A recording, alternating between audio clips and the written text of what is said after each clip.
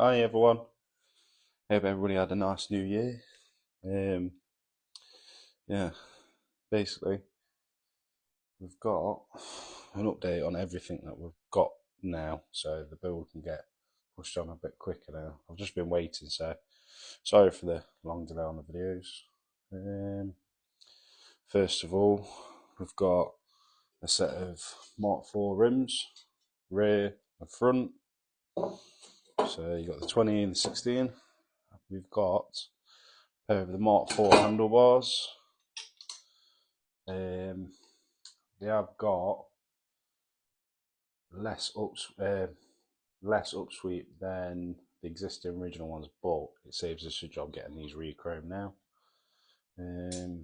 We've got a Mark IV seat.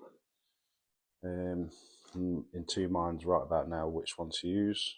So I've got an original one, well, with a recover. What else? Rear rack, which I've shown before. I don't know if they're still on eBay, but the last time, well, when I got this one, it was $39.99.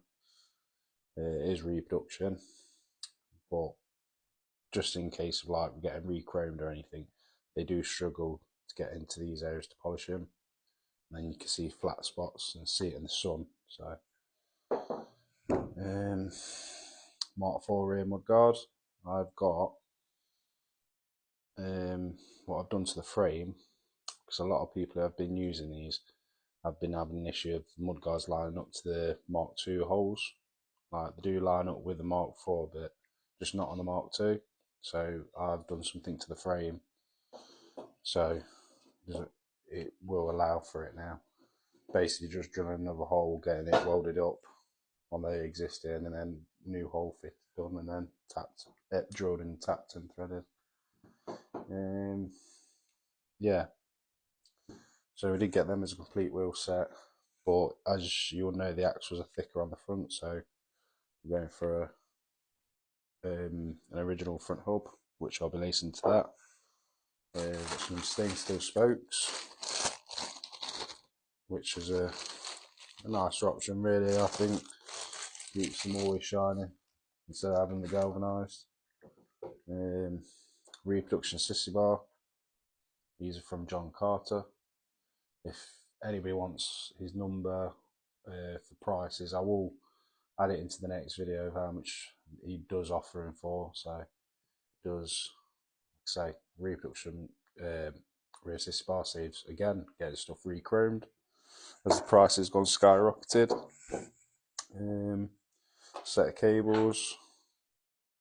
So I've got gear cable, front cable, rear cable. He also does John Card. John Card don't do the rib cables, but he does these as well. So these are your rear bolt, what goes into the back of the seat.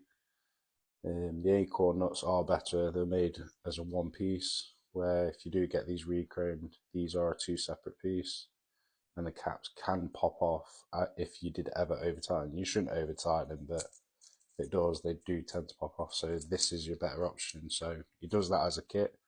So you get the two acorn nuts, two washers, two spacers, and with the acorn nuts, they have got a loose washer, what is one piece of the actual nut. So he does them as well, which is great. What else have we got? Obviously, I'm going to use the rear hub, what does come with the Mark IV, just because it's a new hub. It will work with what I'm doing.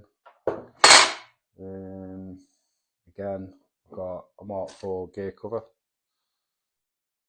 which is onto an existing Mark II shifter, which I've put a new slider in there as well, and the table. I think there's a re-chromed lever, and then I think it was an all stock gear knob in black.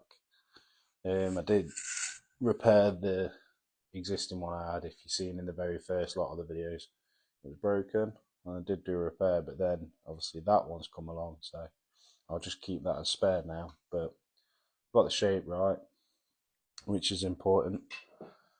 Yeah.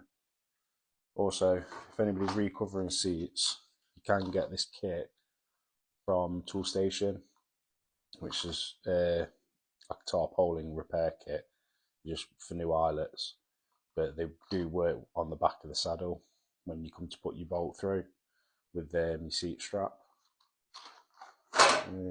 Another thing John Carter does is R-nuts, which are good.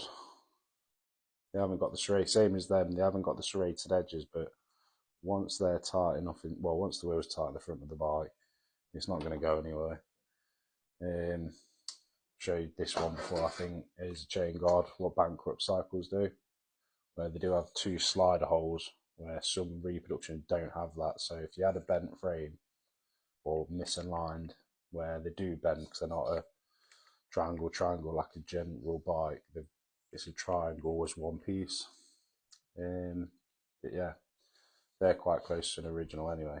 It's my go-to, plus they're under £20 as a chain guard as well, so I know some people charge probably £30 for a reproduction, or a bit more, or if you went for an original one, but you'll struggle to get a straight one. So a lot of the time, kids' bikes, aren't they? So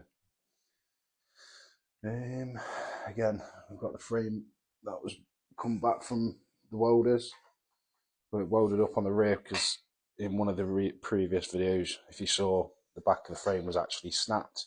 So reinforced it, put a knit tube on the inner, got it welded up. Yeah, just been prepping the frame up. So obviously there's pitting on the frame, so I've just tried to get as much of that off before priming it and painting it. But once we get to that part, you're gonna see it all anyway. I'll document it as I paint it as I go along, so you'll see how I prep a frame up. I would normally get it powder coated, but it's for all you guys really who are building these up, and ideally try to do it to where everything's on a budget for you guys. I will do a breakdown on obviously how much the price of the parts will cost. But yeah, like I said, I'll keep you posted. But yeah, just thinking what else I can show you. Oh yeah, got some tyres as well. So the only thing I really, no the tyres, the only thing I'm really waiting for, well not waiting for, but to finish off it will be my brake calipers and front mud guard. But apart from that, I'm literally, everything I've got cranks, I've just not got them to show at the moment, and lamp bracket in that. So once I've got all that, you guys will see. But yeah, thanks for watching. Don't forget to obviously follow, like, and subscribe, and share. Appreciate everyone. You have a great evening or great morning, whenever what time you're watching this.